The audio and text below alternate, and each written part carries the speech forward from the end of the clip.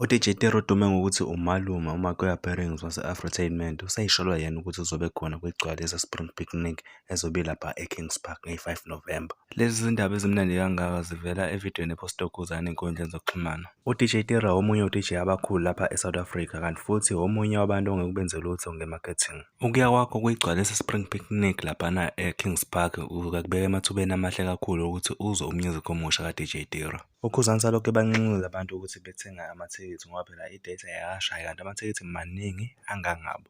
Eksema kukhulunywa nge-all white, kukhulunywa ngento ecishe efana nalena yabo. Umswento nje fresh nje yabo. So bafowethu ngomhla ka-5 November exes yakhala ngale ndlela le xa kusathana. Ngomhla ka-5 November uKhuzani is hosting igcwalisa all white picnic.